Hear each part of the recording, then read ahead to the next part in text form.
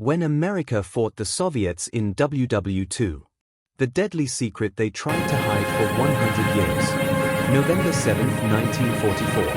The sky over Yugoslavia belongs to America. Colonel Clarence Theodore Edwinson commands 12 P-38 Lightnings, the most feared fighter in the European theater. Twin-boomed, twin-engined, armed to the teeth. They call it the fork-tailed devil. The Germans fear it. Today, they'll hunt it. Edwinson's eyes scan the mountains 15,000 feet below. Then he sees it, a white plume of steam rising through the valley like a signal flare. A German train. His finger hovers over the radio switch. This isn't their primary target, but opportunity doesn't knock twice in war. Let's go get it, boys. The formation breaks. 12 Lightnings roll into a screaming dive. The ground rushes up, trees blur, rocks sharpen, the silver railway line grows fat in their gun sights. Edwinson's crosshairs settle on the locomotive. He squeezes the trigger. Brr up. The concentrated firepower of a P-38 is devastating. 4.50 caliber machine guns and one 20mm cannon, all firing from the nose. The locomotive convulses as bullets punch through steel. Steam explodes from a dozen wounds, white jets screaming into the November air. But the Germans are waiting. Whumph! Whumph! Whumph! The sky turns black. 88mm flak guns hidden in the mountains open up, filling the air with shrapnel. Dark puffs blossom around the formation. Metal fragments tear through aluminum like paper. Everyone, get low. They dive for the deck. But one Lightning is already dying. Black smoke. Orange flames. The aircraft enters a death spiral. I'm hit. I'm going down. Edwinson whips his head around, searching. The burning P-38 spins faster, falling harder. Every pilot scans the sky for a parachute, that white blossom of hope. Does anyone see a chute? Silence on the radio. Long terrible. Final. Negative, sir. The Lightning slams into a Serbian hillside at 300 miles per hour. The fireball mushrooms into the sky. Twisted metal rains down. One of his men is dead. Edwinson's jaw clenches. Fury floods his chest. The Germans will pay for this. The Valley of Death. The 11 remaining Lightnings roar over the mountains, engines howling for revenge. Then the ground simply drops away. A massive valley opens before them. An airfield sprawls across the floor, hangars, fuel depots, rows of parked aircraft. And there, on the road to Belgrade, a long column of vehicles stretches into the distance. Edwinson's mind flashes to the mission briefing. This is it. The target. He doesn't hesitate. He doesn't doubt. He knows. There are those sons of bitches. His voice is ice and fire. Blue flight, get that German convoy. Red and yellow to the airfield. Yes, sir. The formation splits. 8 fighters peel toward the airfield. 4 dive toward the convoy. None of them see the red stars. Down on the road, Soviet soldiers are singing. It's the anniversary of the October Revolution, the birthday of the Soviet state. Red flags flutter in the wind. Yugoslav partisans march alongside their Russian liberators. Someone plays a balalaika. Someone else passes a bottle. The war feels far away. Then a soldier hears it, a low rumble growing louder. Heads turn skyward. Twin-boomed fighters, distinctive silhouettes. Americans, someone shouts. Smiles break across faces. Our allies. The singing grows louder, emboldened. Soviet and American forces together in liberation, what could be more fitting? But one veteran, a survivor of Stalingrad, stops singing. He knows what it means when fighters break formation. When engines change pitch. His eyes widen in horror. No! No! They are about to strafe us. The Lightnings are diving now, growing larger every second. A handful of soldiers understand. They grab red flags, waving them frantically overhead, jumping, screaming. See US. We are allies. Look at the flags. But the P-38s are coming too fast. The pilots see only targets. Only revenge for their fallen brother. Their fingers squeeze triggers. 16.50 caliber machine guns open fire simultaneously. The sound is apocalyptic, like the world being torn in half. Tracers arc downward in streams of white fire. The first bullets hit. A Soviet soldier holding a red flag simply ceases to exist. 1 second waving, screaming. The next second, gone. Just red mist. Trucks explode. Men dive for cover that doesn't exist. Bodies are thrown like ragdolls. The singing has stopped. Now there is only screaming. Then the bombs fall. Black eggs tumble from the lightning's bellies. The first bomb hits a fuel truck. The explosion vaporizes everything within 50 meters. The shockwave flips a tank like a toy. The convoy is dying. The celebration has become a massacre. American bullets are killing Russian allies. Part 3. The airfield burns. At the Soviet airfield, mechanics hear distant explosions. A lookout raises his binoculars. His blood turns to ice. Aircraft incoming. Man the guns. The alarm screams. Soviet soldiers sprint to anti-aircraft positions. The 37mm guns swing skyward. Colonel Edwinson leads his lightnings in. His eyes lock on the rows of fighters parked below. German Bf-109s, he thinks. Ripe for the killing. Light them up. The lightnings dive. 600 feet. 400, 200. The Soviet guns open fire. Boom boom boom boom. Tracers crisscross the air in a deadly web. Shells explode around the formation. But the Americans are committed, there's no turning back now. 20mm cannons erupt from 8 P-38s. Shells and bullets pour earthward in a steel rain. The parked Yak fighters explode. Fuel tanks rupture. Hangars collapse. The airfield becomes hell. Pull up. Pull up. 7 lightnings claw for altitude. 1 doesn't. Second Lieutenant Eldon Coulson pulls back on his yoke with everything he has. Nothing happens. Soviet gunfire has shredded his controls. He's too low. She's not coming up. Every gun on the airfield pivots toward the wounded lightning. Tracers converge. Boom. Direct hit. The wing shears off. Coulson has 3 seconds to understand he's about to die. The P-38 slams into the earth at terminal velocity. The explosion sends a black mushroom cloud into the sky. Edwinson sees it. 2 men dead. The fury becomes absolute. Build some altitude and go in again. Allies collide. On the ground, Soviet pilots sprint through smoke and chaos.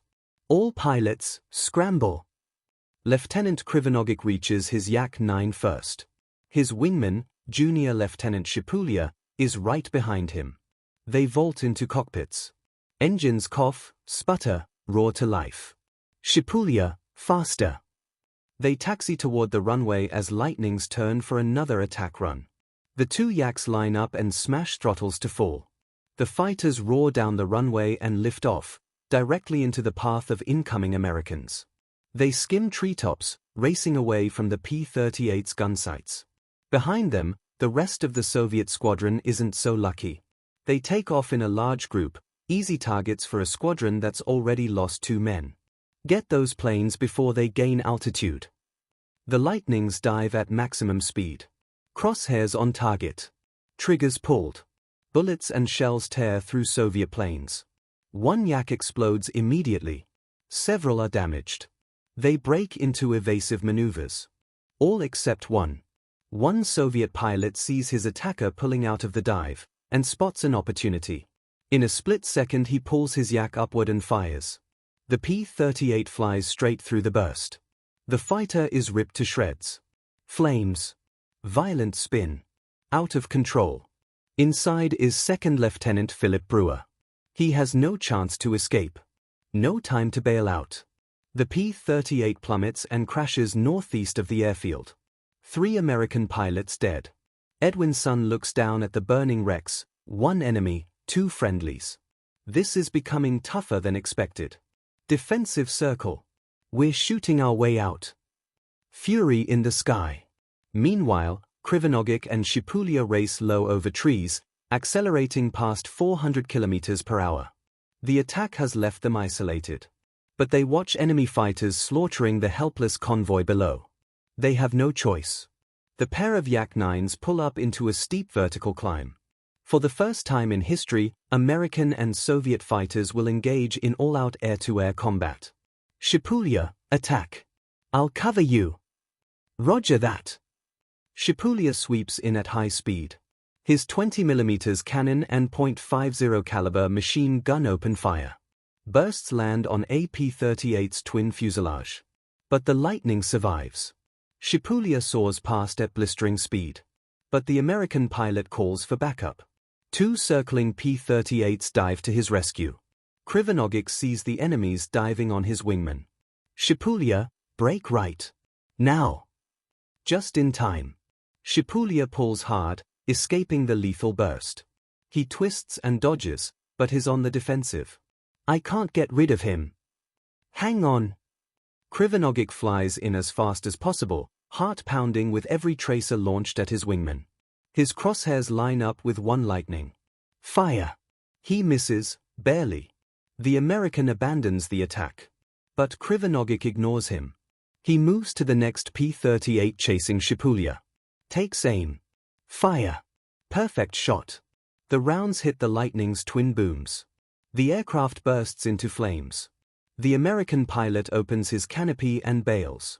His burning plane crashes 8 kilometers north of the airfield. Thank you, Commander. Prepare to fight. They brace for the onslaught. They are horribly outnumbered. But then, the rest of the Soviet squadron bursts onto the scene, guns blazing, scattering the Americans. Krivonogic is relieved. Victory is within reach. The two pilots rush back into the fight. But in the chaos, they get separated. Krivonogic sets his sights on an enemy and chases him through the melee, spiraling upward through the air. The P-38 does the same.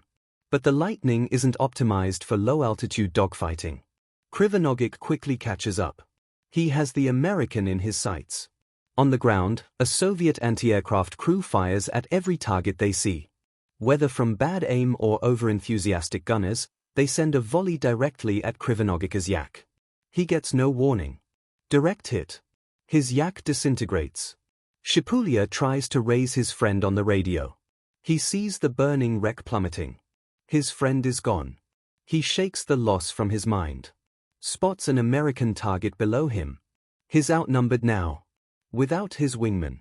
But he still dives back into the fight. P-38 swarm around him. One performs a steep climb, stalls, opens fire. Shipulya has no chance.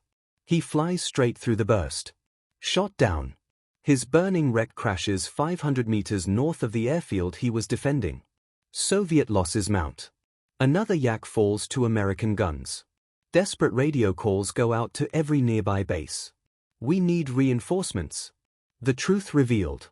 Rushing to the scene is Captain Alexander Koldunov, leading a fresh group of Yak-3 fighters. He's responding to the airfield commander's desperate plea. But he's confused. They told him he's fighting German FW-189s, reconnaissance aircraft. They don't conduct attacks like this. Something is very wrong. Approaching the battle, he sees what's before him is definitely not an FW-189. That unmistakable shape. Twin booms. Twin engines. American P-38s. His blood runs cold. He quickly abandons his attack and roars alongside the Americans, wagging his wings, trying desperately to show the red stars on his fuselage. We are allies. But instead, the Lightning slows, gets behind him, turns to fire. Damn it! Koldunov breaks into evasive maneuvers, escaping the furious volley. Come on, what are you doing? He flies straight through the chaos again, trying to capture the Americans' attention. But it doesn't work.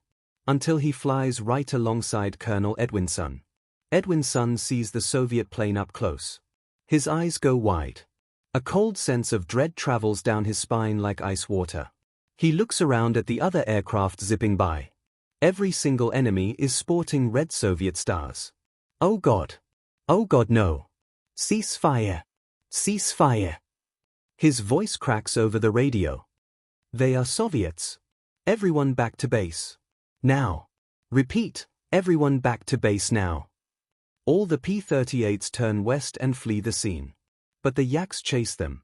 All pilots, let them go. They are allies. One by one, each Soviet pilot turns back. The terrible accident comes to an abrupt end. The cover-up. The aftermath was chaos. Soviet casualties, multiple aircraft destroyed. Dozens of soldiers killed on the ground. 2 pilots dead. American casualties, 3 P-38 Lightnings destroyed. 3 pilots dead. Some in Soviet high command believed it was a deliberate act. For a brief, terrifying moment, the incident threatened to spiral out of control, threatened to turn allies into enemies while the war still raged. But the United States admitted the mistake. An explanatory letter outlined the chain of events that led American pilots to believe they were fighting Germans. The Soviets released their account over the years, though likely embellished. But the American information?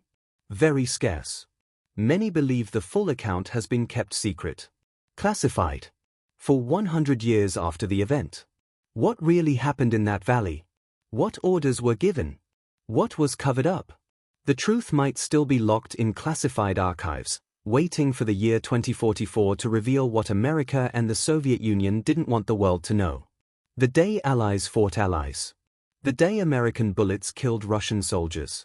The day the greatest alliance of World War II nearly shattered over Yugoslavia. When America fought the Soviets in WW2. The truth is still classified. The families still don't know. The world still waits. November 7, 1944. The Nis incident. The secret they tried to hide.